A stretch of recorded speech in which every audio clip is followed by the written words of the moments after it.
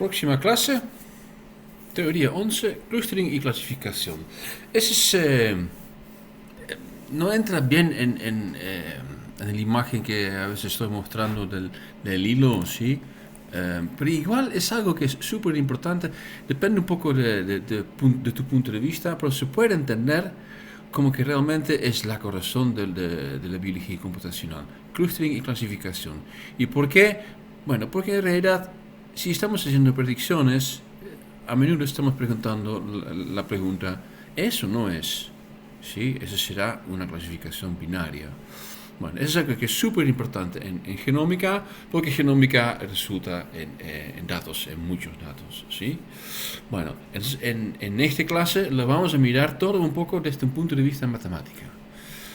Bueno, ¿por qué está aquí? Porque en realidad Filgenia, que será próximo en el hilo, por lo cual necesitamos los datos moleculares del MSA, es una forma de clustering, ¿sí? Ok. Bueno, genomics, big data, significa esos data los tenemos que analizar y también lo que tenemos que hacer es lo que tenemos que presentar, ¿sí? Entonces, si tenemos un análisis de SNPs, ¿sí? Por ejemplo, de todos los SNPs en un genoma bovina, ¿sí? Van a ser un montón de SNPs, ¿y qué vamos a hacer con este?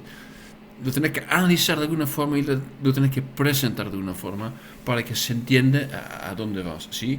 Ahí es donde cumple un rol muy importante clustering y clasificación, ¿sí? Bueno, ese es un área que es súper grande porque va afuera, obviamente, de lo que es biología computacional, porque donde se aplican muchos datos, se aplica clustering y clasificación, ¿sí? Entonces, ahora en día, las ciencias sociales también, clustering y clasificación es algo súper importante. De aquí hay algunos principios generales, pero a veces obviamente vienen con sus particularidades del área, en nuestro caso biología computacional.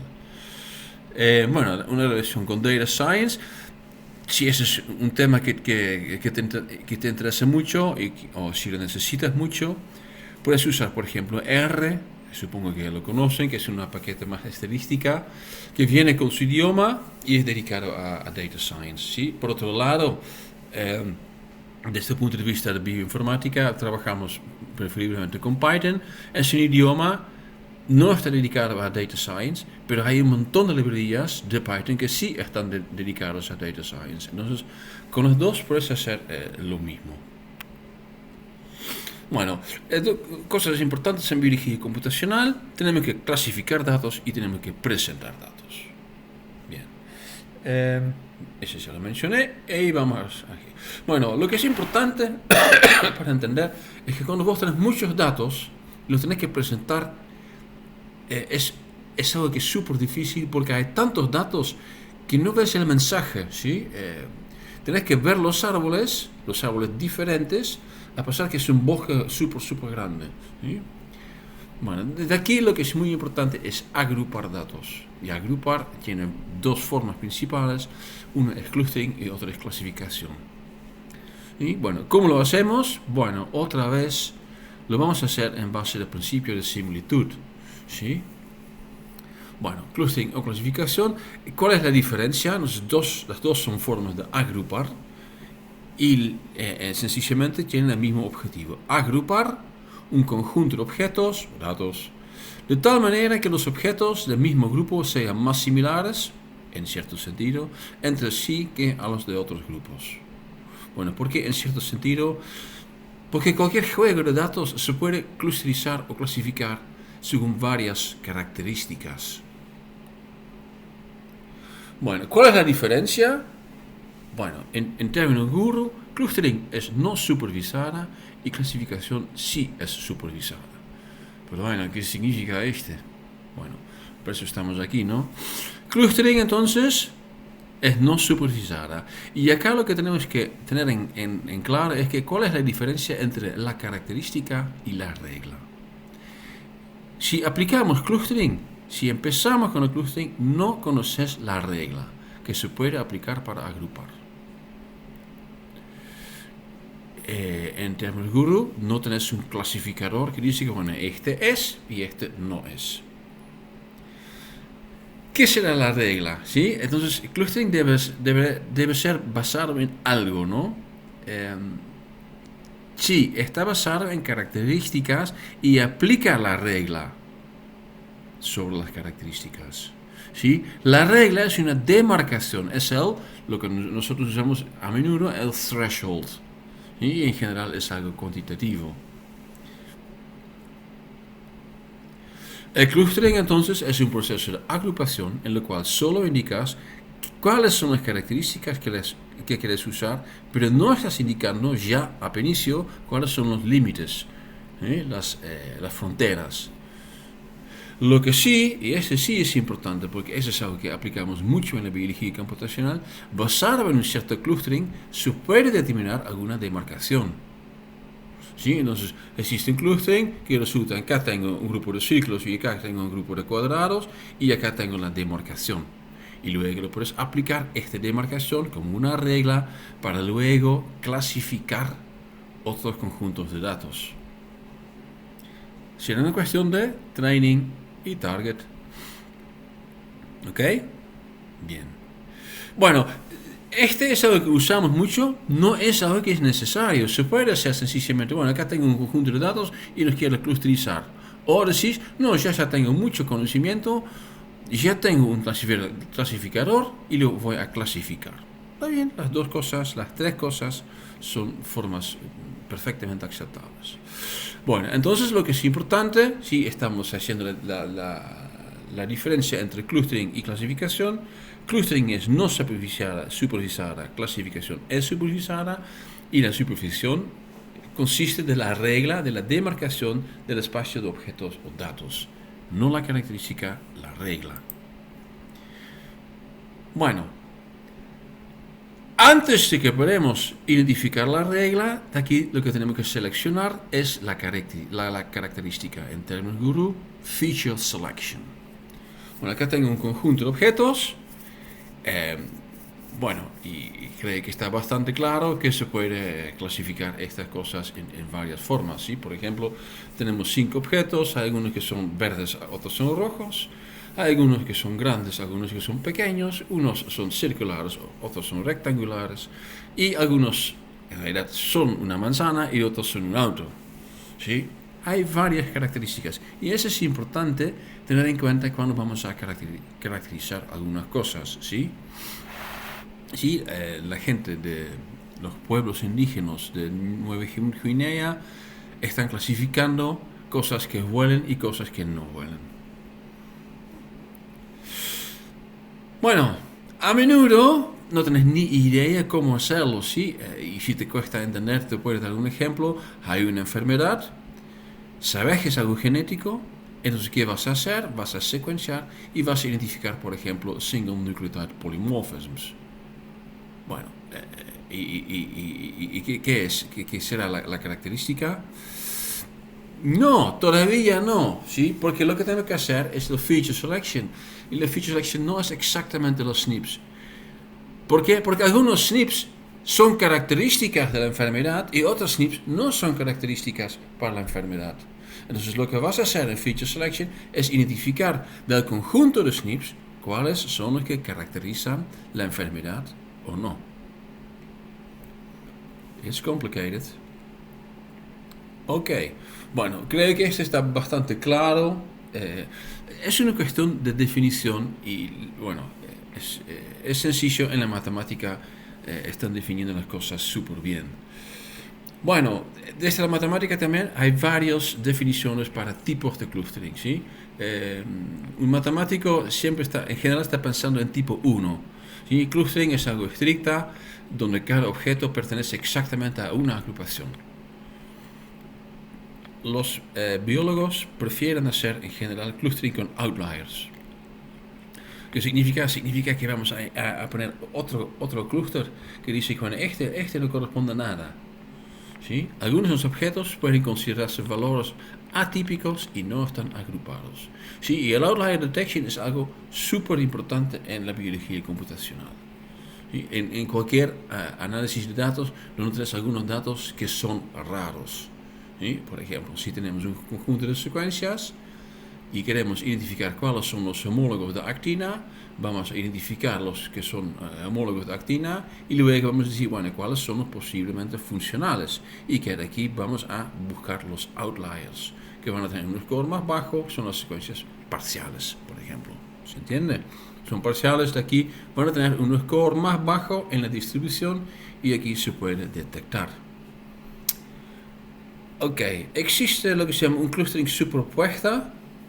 Los objetos pueden pertenecer a más de una agrupación. Acá lo puse en gris porque muchas veces no lo usamos. Bueno, a veces sí lo aplicamos. Tienes que pensar en cualquier análisis donde decís, bueno, para mostrar cómo es, voy a usar un diagrama de Venn. ¿Sí? Si estamos hablando de un diagrama de Venn, en realidad estás hablando de un clúster superpuesto. Clustering jerárquica, los objetos que pertenecen a un clúster secundario también pertenecen a un clúster padre o madre.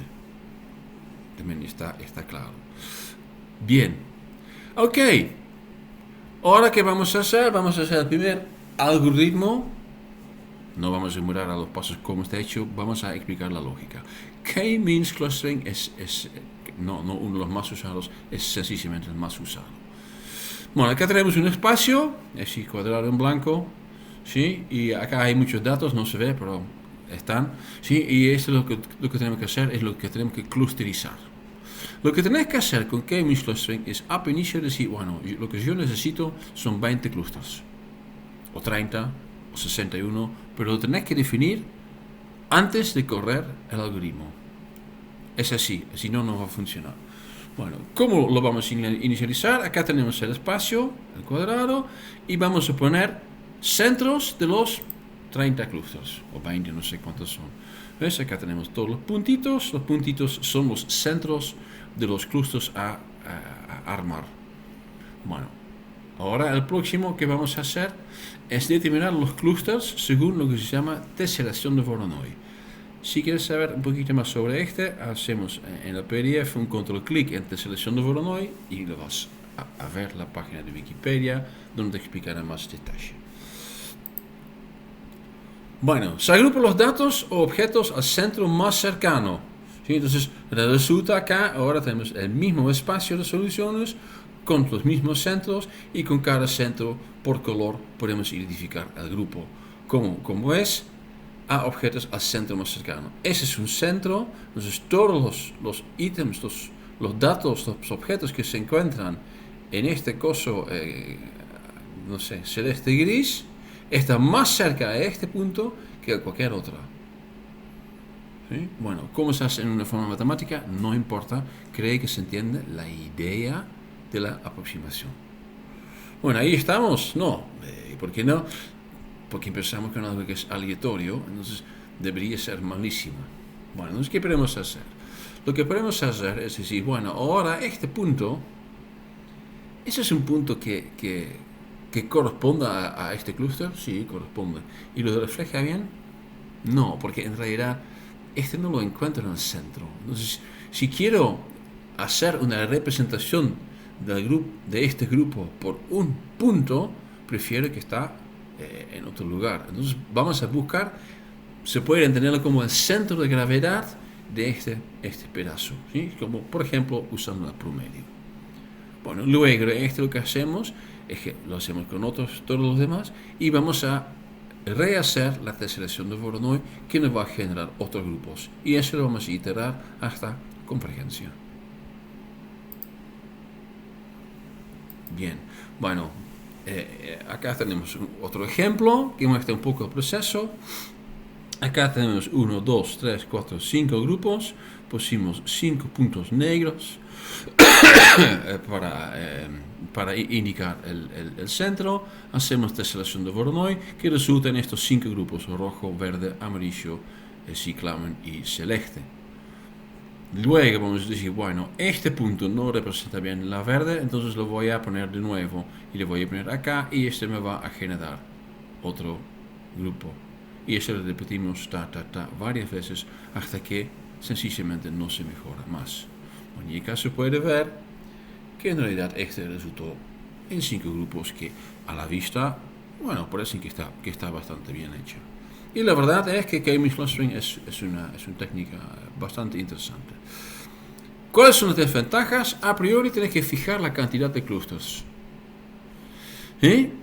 Bueno, esto en realidad no es tan problemático porque lo que puedes hacer es decir, bueno, si no tienes ni idea, voy a arrancar con 6, luego voy a hacer 10 o 15 y luego puedes identificar usando una métrica de calidad.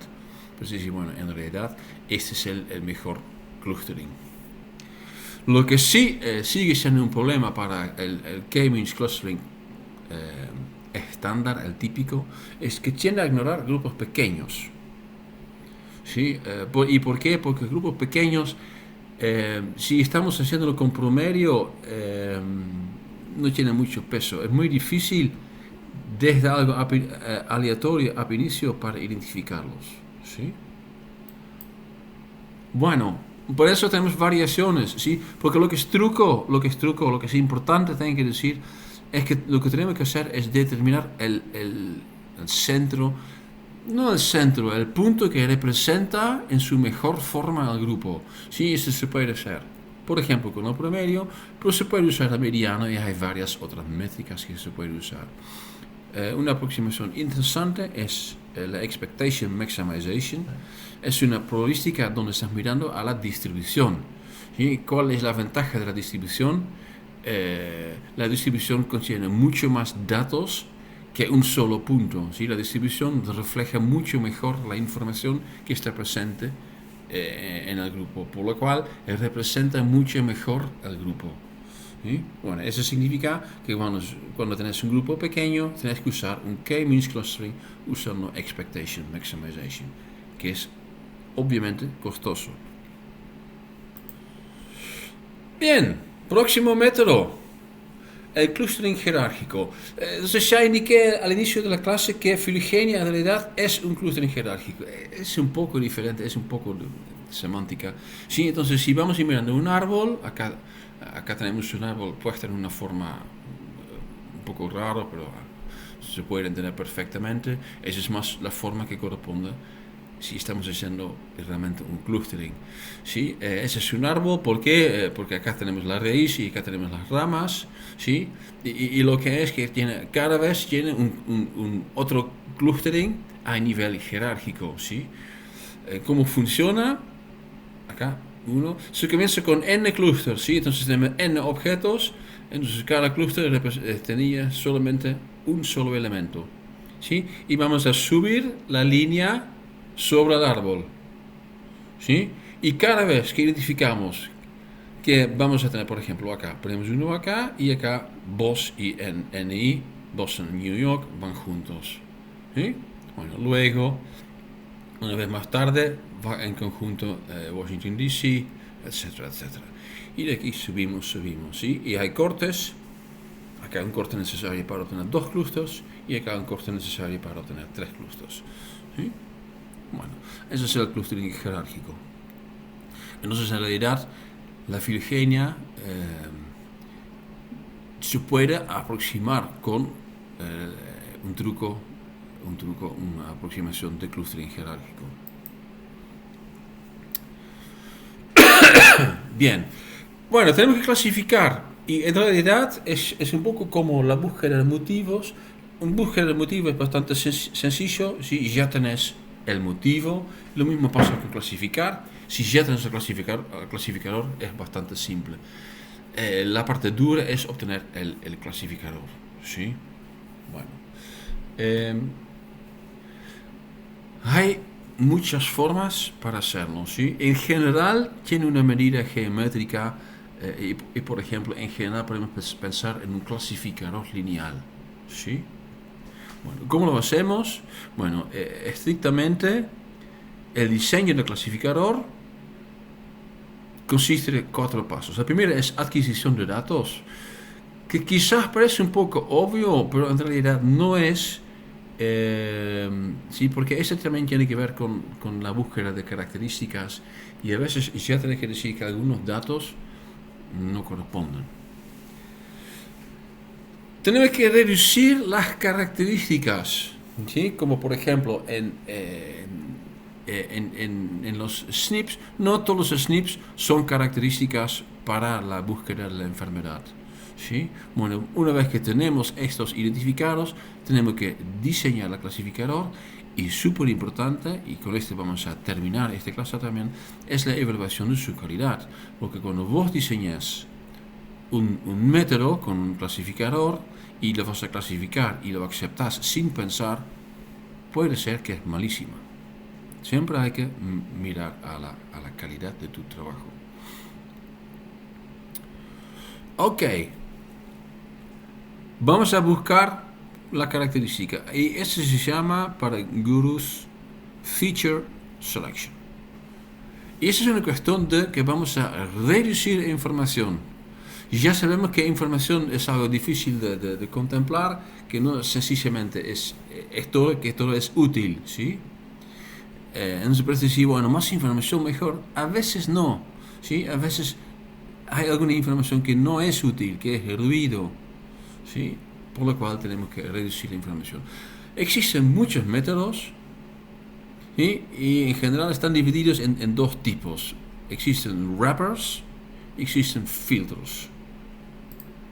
¿Qué son wrappers? Bueno, wrappers son métodos que directamente van a mirar a combinaciones de características. Entonces, por ejemplo, tenemos que identificar cuáles son los SNPs que podemos usar para identificar la enfermedad. No está mirando a uno cada uno. No está mirando, bueno, acá tengo 3 SNPs y estos 3 en conjuntos ¿me pueden predecir algo sobre la enfermedad o no? Obviamente eso es súper costoso, porque cuando tenés 1000 SNPs, hay un montón de combinaciones de 3 SNPs. Por eso, en general, lo que se aplica son los filtros. Tengo 1000 SNPs y por cada SNP voy a ver si este me genera alguna información, una pérdida de incertidumbre sobre que soy enfermo o no. Obviamente mucho más barata, pero algunas combinaciones no va a detectar. Bien. Un método, y ese es un método súper conocido para hacer feature reduction, es el Principal Component Analysis. Bueno, en realidad, Principal Component Analysis se puede usar para feature reduction. En general, la idea no es tanto feature reduction, es más buscar un poco la parte que es informativa, ¿sí? Tenemos datos, acá, los X's o los cruces, los crucecitos, que están puestos en un sistema de coordenadas en X, Y, ¿sí? Eso significa que tenemos dos características que le podemos plotear. Bien. Bueno, cuando estoy mirando a esta nube, puedo decir que hay una tendencia en esta nube y que la tendencia principal se encuentra en esta dirección, no en la dirección de Y o en X. Entonces, si hacemos una descripción de las características, lo podemos hacer en lo que se llama los componentes principales. El primer componente será este, por lo cual el segundo componente se encuentra ortogonalmente al primer componente. ¿Sí? Bueno, y depende un poco del conjunto, ¿sí? En este caso, las dos tienen más o menos la misma cantidad de información, donde más que nada en acá el segundo componente ya no tiene casa, es casi sin información. Bien. Bueno, se puede hacer la pregunta, ¿realmente proporciona combinaciones de características? Bueno, puede ser que sí, ¿sí? Puede ser X volumen y Y polaridad.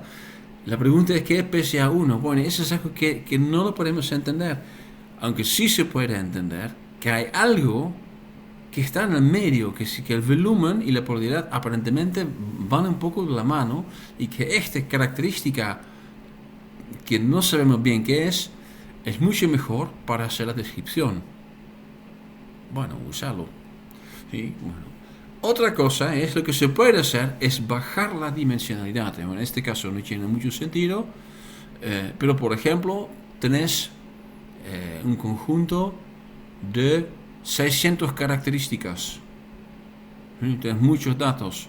Bueno, así lo que se puede decir, bueno, desde esos 600 lo que voy a hacer es identificar cuáles son los 3 componentes principales, o los 4 o los 5. ¿Sí? Viene todo con una matemática. Si quieres saber más, hay libros para este. Y otra vez, si vamos a PDF y hacemos un clic sobre bajar la dimensionalidad, te abre una página donde se explica un poco cómo se puede aproximar. Diseño de clasificadores. Bueno, una forma es Linear Discriminant Analysis. Sí, entonces ya tengo la característica, ya lo puedo reducir y ahora tengo que decir, bueno, ¿qué es qué? Puede ser una línea, ¿sí? Será una línea si estamos hablando de un sistema de coordenadas con 2 dimensiones. Si estamos hablando de 3, será un plano.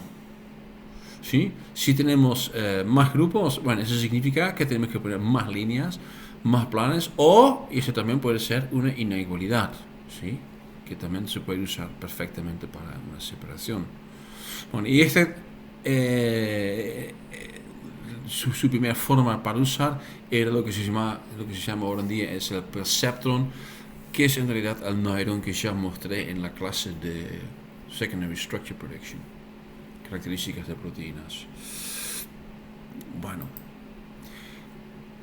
si quieres algo mejor, ¿sí? Lo que podemos usar es el Simple Neural Network, como también miramos en la misma clase, ¿sí? Entonces, para predicción de estructura secundaria hay métodos donde tenemos un input layer, hay un hidden layer, un output layer, y en el output layer pusimos, bueno, sheet, hélice o coil. El hidden layer no lo sabemos, y el input layer son subsecuencias de una proteína, de lo cual sabemos cuál es. Vamos a entrenar, que resulta en que acá tenemos estas neuronas que están usando la información del input en formas diferentes. ¿Y cómo se determina? Usando un training. Otro es Support Vector Machines. Acá tengo un ejemplo súper simple. ¿Sí? Tenemos un espacio de soluciones o de datos. ¿Sí? Y acá está indicado el training y el target. ¿Sí? Y lo que vamos a hacer es vamos a identificar la línea que divide el espacio en 2. ¿Sí? Bueno, y se puede hacer en varias formas con varios niveles de complejidad. Se puede usar, por ejemplo, solo un punto. ¿Sí? Líneas naranjas es solamente un punto. ¿Sí? Entonces, acá tenemos una línea naranja a 50 que está basado en este punto, y acá hay otro que está basado en este punto. ¿Sí? Significa que vamos a tener una clase acá, una clase acá, y lo que está en el medio es una clase probablemente no bien definido. Pero también puedes decir, bueno, si tengo más datos, ¿por qué no lo voy a usar más datos? También lo puedo usar como estos dos y estas dos, ¿sí? Que me resulta en 2 cosas diferentes. Bien. El ejemplo, el típico, siempre es una línea. Si vamos a usar 3 puntos, si esos no se encuentran en una línea recta, va a ser otra función. Entonces, acá ese es un diapo súper simple, no necesariamente es como y es igual a x más 1. Hay varias formas, puede ser un hiperbole, depende de tus datos y depende de tu aproximación. Muchas veces depende de distribuciones. Bueno, este ya es una aproximación matemática diferente. Eso también es diferente. Es un algoritmo que se puede usar para clasificar. El K-Nearest Neighbor Algorithm, KNN. No depende de una distribución. Vamos a clasificar objetos así en grupos existentes, y lo hacemos a los K vecinos más cercanos. ¿Sí? Y acá tenemos dos posibilidades, K es 1 y K es 2. Bueno, K es 1 tenemos acá tenemos dos grupos, grupo rojo y grupo ciclamen, y acá tenemos un dato a clasificar. Si K es 1, vamos a medir, bueno, este está más cerca a este, es más cerca que este, por lo cual Q1 significa este se va a clasificar a este grupo. Si K es 2, este está más cerca a este, pero esta distancia entre este punto y este punto, o este punto, no sé exactamente cuál es la más cercana, está más lejos que esta o esta. Por lo cual, con K es 2, este mismo dato, este mismo objeto, se clasifica al otro grupo. ¿Sí? Bueno, el KK entonces es algo muy diferente que K-means, y K-means también es un método que no tiene nada que ver. Las dos se usan en clustering y clasificación, pero es algo muy diferente. K-means es más que nada clustering, K-nearest neighbor algorithm es clasificación. ¿Sí? Ok. Acá no podemos decir claramente que hay una regla que dice, bueno, X es Y más 1. No. Bueno, es otra. Igual tiene su lógica. Bueno, K1 significa va al grupo del vecino más cerca. Ta. ¿Sí? Son todas aproximaciones matemáticas. Otro, decision trees. Bueno, probablemente ya lo conocen. Hay algunos juegos, como por ejemplo Akinator. Y acá lo que vamos a hacer es vamos a aplicar un árbol con preguntas y decisiones para clasificar. Y acá tenemos un ejemplo que es de alguna cuestión médica. ¿Sí? Entonces, hay gente que requiere alguna operación a la espina, a una vértebra en la espina, ¿sí? Y luego a veces genera algo que se llama quifosis. No sé exactamente qué es, no es importante, pero es malo, ¿sí? Entonces lo que queremos hacer es evitarlo. Y se puede evitar haciendo ejercicios, ¿sí? Bueno, entonces, ¿cómo lo vamos a aproximar? Es una aproximación que es interesante. Acá tenemos los datos. ¿Sí? Estos colores gris son más que nada para final, para la clasificación. Entonces, primeramente vamos a mirar los datos. O rojo significa era una persona que desarrolló quifosis, y verde era una persona que no desarrolló quifosis. Bueno, a la primera vista es como muy difícil para clasificar. Pero bueno, hay que ver un poco. Y también, y lo voy a aclarar al final, es muy importante cuál es tu objetivo y cuál es el contexto. Okay. Dos características: la posición, que es vértebra, y la edad. La edad, y acá dice start. Esa es la posición de la vértebra. Bueno, la primera regla, la primera decisión será, bueno, si está abajo vértebra 8.5, acá lo que vamos a tener es desde este punto por arriba, todos los casos de quifosis, un 58% de quifosis se encuentran en esta región, este gris arriba de esta línea. Por lo cual, podemos decir, bueno, si la operación fue abajo vértebra 8.5, vamos a hacer el tratamiento. Segunda, si está arriba vértebra 14, nunca generó quifosis. Por lo cual, no vamos a hacer ni un tratamiento si la operación fue arriba de vértebra 14. ¿Sí? Es este grupo ahí abajo en blanco. Y nos quedamos con esta zona en el medio. ¿Sí? Entre 8,5 y 14. Bueno, y aquí este punto en realidad pertenece a este, está mal hecho en la imagen. ¿Sí? Vamos con la tercera regla, que tiene que ver con la edad. Si sos muy joven, menor que 4.6 años, en realidad nunca vas a tener quifosis, ¿sí? Es acá. Acá dice 5, debería ser 4.6, este debería corresponder también. Por lo cual, esta región tampoco es. Bueno, ¿qué es lo que hicimos acá? ¿Hicimos acá una clasificación perfecta? No, acá lo que hicimos... 4A, arriba de 9.2 años, tampoco lo vamos a usar. Es más que nada, es esta época también que es importante. En este ejemplo, lo que estamos haciendo es estamos ignorando falsos positivos. ¿Y por qué? Porque los ejercicios no son malos, ¿sí? No es que decimos, bueno, acá tenés un medicamento que lo tenés que tener y va a tener sus efectos colaterales, que tenés mucho dolor en la cabeza siempre, pero bueno, no vas a tener quifosis. No, tenés que hacer los ejercicios, dale, hacelo, ¿sí? Entonces, no es nada malo, ¿sí? El tratamiento. Por eso podemos ignorar los falsos positivos. No podemos, no ignora falsos negativos, solamente al final deja 12 afuera, ¿sí? Y acá podemos decir, bueno, esa es una aproximación que es aceptable. Si vamos a aproximar este decision tree, vamos a tener muy pocos casos, ¿sí? Un 14%, en lo cual vamos a tener quifosis. Y todos los demás de la gente no van a tener quifosis.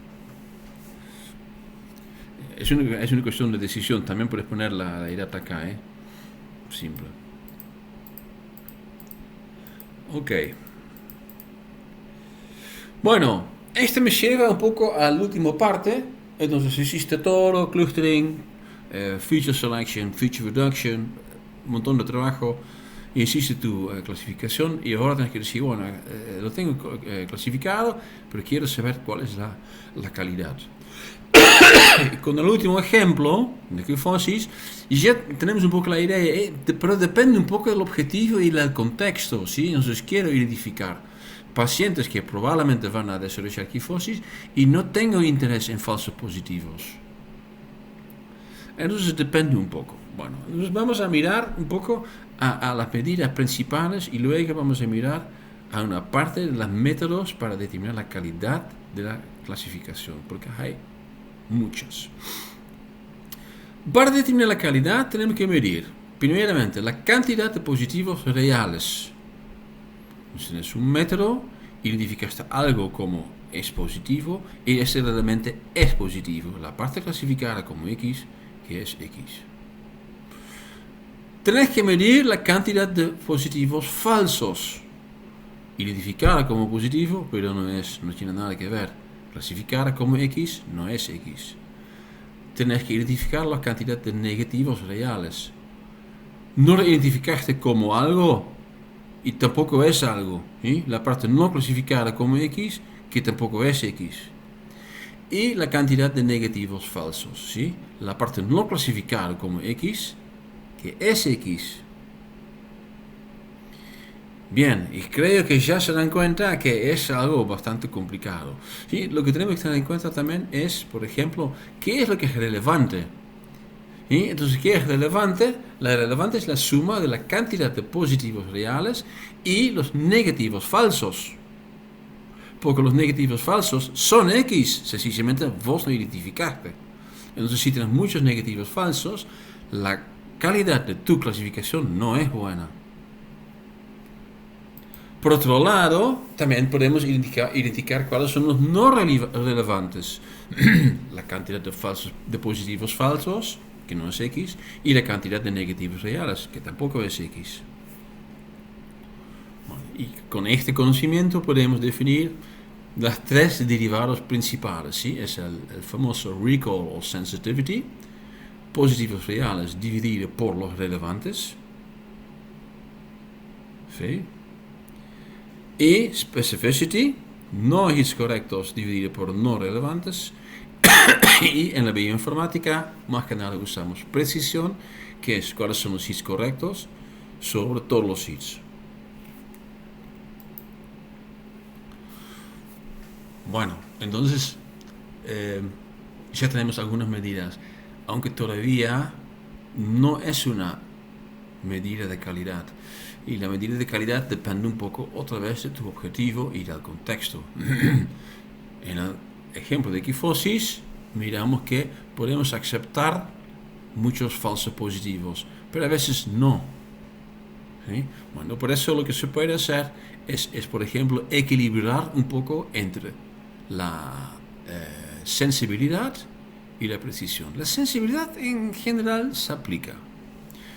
Bueno, la general, ¿sí? Que es capaz de trabajar sobre precisión y sobre recall, sensitividad, se llama la F-beta. Y la fórmula es 1 más 2 veces beta multiplicada por precisión y multiplicada por recall, dividido por 2 beta multiplicado por precisión más recall. Más simple es F1, es 2 veces más la precisión multiplicada por precisión y recall, dividido por precisión más recall. ¿Y por qué? Porque te genera el balance entre las dos medidas. Entonces, acá lo que tenés es que, bueno, si tienes algunos falsos positivos, tienen su efecto a esta medida, y si tienes algunos falsos negativos, también afecta en la misma forma la medida. Entonces, F1 es el balance entre las dos medidas. Bueno, acá hay algunos más. ¿Sí? Creo que ese también lo saqué de la Wikipedia, y la Wikipedia, como siempre, no es completo, seguramente que hay más. Uno que encontramos mucho en la bioinformática es la ROC y el AUC. El ROC es un acrónimo de algo que yo no entiendo por qué ponen este nombre. Receiver Operating Characteristic, no tengo ni idea, probablemente tiene sentido. Pero eso es un gráfico, ¿sí? En el cual estamos comparando the true positive rate versus the false positive rate. ¿Sí? Entonces tengo una herramienta que le voy a aplicar a varios juegos de datos, ¿sí? y cada vez voy a tener algún dato. Entonces, si el true positive rate es alto, significa que identifique todo perfectamente. Y si el false positive rate es bajo, no tengo ni una mala. Entonces, eso significa un perfect classification. Se encuentra acá. Y por ejemplo, acá, ese está malísimo. ¿Sí? Bueno, y hay una línea en el medio que se puede entender. Bueno, eso es lo que te vas a tener cuando vos decís, bueno, vos no sos, sin pensar, ¿sí? Randomizado. Significa que esa es una forma que se puede usar para decir, bueno, lo más lejos y por arriba que estoy de este medio, lo mejor es mi algoritmo. ¿Sí? Si te encontrás abajo, en realidad también es bastante sencillamente, porque sencillamente tienes que hacer un flip-flop. En lugar de decir es, decís no es. Pero bueno, viene con algunas términos. Bueno, una medida con número que refleja más que nada entonces si tenemos 100 datos, entonces vamos a tener 100 puntos, tac, y por ejemplo vamos a tener una línea acá, eso es lo típico, y lo que se puede calcular es el area under the curve, y este area under the curve va a ser, no sé, 0.95, que es bastante alto, por lo cual tenés un algoritmo de buena calidad. Bueno, con ya sabes suficiente para empezar un poco, usando las ideas de clustering y clasificación, a aplicarlos a análisis de datos y bioinformática en general.